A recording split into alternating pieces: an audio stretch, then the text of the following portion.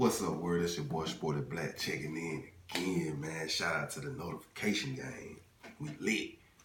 So today, man, you already know, goddamn, if you've been paying attention to social media, they goddamn Drake and PushaT beef got goddamn social media just lit. Everybody just like waiting on what's the next response, you know what I'm saying? So it's like everybody got an opinion on this shit, you know what I'm saying, including me. But to be honest with you, before I get to my opinion, I just want to say how grateful I am to have a real rap beef. You know what I'm saying? At this time in hip hop, you know what I mean? Because this shit here is reminiscent to old hip hop that we used to back in the day, man. You know what I'm saying? So I just want to appreciate bars being through back and forth, back and forth. Now getting to the words and the bars and the songs. Okay, first of all, Drake and PushaT, they've been throwing subliminal jabs at each other since probably like 2011, 2012. But more recently, when Drake dropped that Two Birds with One Stone song, he got down, threw some jabs at PushaT, just pow, slapped him out a few times. Pusha didn't say shit, but everybody really was waiting to see what PushaT had to say, all the true hip hop is, right? So when PushaT dropped his most recent album, he dropped last week called Daytona, little 7-song album. You know, it's a solid album, you know what I mean? To me, it's a little overrated, motherfucker. Talking about it's a classic. Nah, this shit alright, it's dope, you know what I mean? But it ain't all that, not in my opinion. But the last song was called Infrared, and on that song right there, he was getting that Drake. And then the fact that I didn't feel like Drake was going.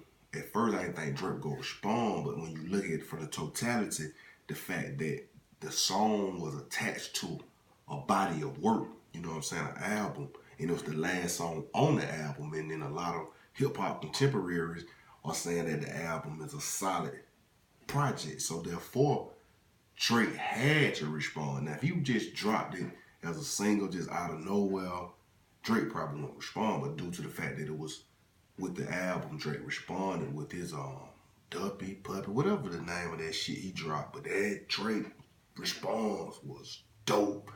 So it was like I gave PushaT a point for the Infrared for initiating the beef because it was a solid track. And then I gave Drake a point, you know what I'm saying, a victory for his reply because I feel like his reply was way harder than PushaT. Matter of fact, he bodied PushaT ass in my opinion.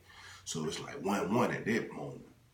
And then PushaT dropped that goddamn the story of a Donna, or Donna, whatever the fuck the name of that shit, man, when he got Drake with the black face, you know what I'm saying, on the cover. And me personally, that cover, it speak volumes. Because it wasn't Photoshop. This is some shit Drake did on his own.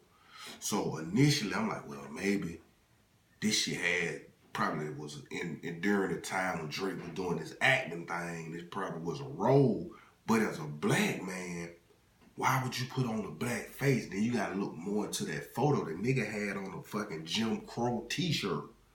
So as a black man, why in the fuck would you let these white people make you put on a motherfucking Jim Crow t-shirt and paint your face black? You feel what I'm saying? Like, and nigga, you really ain't even black, you mixed. You know what I'm saying? You a mixed Jewish nigga from Canada. You feel what I'm saying? So it speaks volumes of how you struggle with your identity. You struggle with, you know, embracing who you really are as far as ethnicity. You see what I'm saying? And that shit there, it just, I was so confused. So with me personally, I want to hear an explanation of what the fuck going on with this blackface shit. You feel what I'm saying? And also the Jim Crow t-shirt. And then, you know, PushaT spoke about Drake hiding a child that he had by a porn star. Now, that shit lame to me because if you got a child and you ain't got damn claiming your child and you a deadbeat, you know what I'm saying? I'm going to look at you certain kind of way because me, I'm a single father. Like right now, my son in the next room sleep. You know what I'm saying? I pretty much got custody of my son. You know what I'm saying? My son, he ain't even quite 2 years old. I've been taking care of my son since he came out.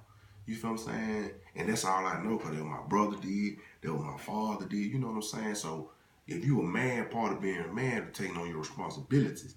Now I can kind of understand why you wouldn't want to promote and post your baby mama. She a porn star. You probably ashamed of that. Okay, cool. But your son, you know what I mean? That's a gift from above. That's a gift from God. So I want you to, I want to hear what the fuck going on with that. I'm hoping this shit's some allegations and some lies, but the way it's looking, it seems like this shit true. And then when Drake said on his song, he be like, she asked me, do I love? I told her, sorry, I only love my bed and my mama. I'm sorry. Like, damn, you don't love your bed and your mama? What about your son, my nigga? You don't love him? You get what I'm saying? So it's like, this shit deep. And there's a lot of people been saying Drake a culture vulture. And they saying like, showing different flaws in the nigga character. You know what I mean? Me personally, I try to stick to the music. You know what I'm saying? I fuck with Drake music. Now, I'm not no type of fan that I'm going to just listen to a Drake album. Matter of fact, I've never listened to a Drake album because I don't really relate to that dude like that. You know what I'm saying? It's hard for me to relate to a mixed Jewish Canadian nigga. Regardless of how far your music is now, I listen to the singles and shit that come on the radio because a lot of that shit been hot. You know, as a matter of fact, I take that back. I did listen to the one him and Future dropped together, that What a Time to Be Alive. That's the only Drake album I ever listened to in its totality. But PushaT, I really ain't listened to a lot of his shit. I listened to that most recent shit, cause everybody was talking about it, and I wasn't impressed at all. But I am impressed with this beef, and I am looking forward to hearing a Drake response. Because I just want to know how the fuck can a nigga bounce back from some shit like that. You know what I'm saying? Because I don't even think the actual bars and shit that he was saying was just all that. You know what I'm saying? Like punchline for punchline. It wasn't all that hard to me. It was solid. But the goddamn shock value of that fucking photo, the photo was ether in itself. And the allegations of you hiding your son, you know what I'm saying? If it's any truth to that, then that shit hold a lot of weight. You know what I'm saying? So I'm just waiting to hear this respond, my nigga. I'm just waiting, man. You know what I'm saying? So for all my folks out there, I need y'all to go and listen to Infrared by PushaT, listen to the Dopey Freestyle by Drake, and go back and listen to the story of a Done some bullshit by PushaT.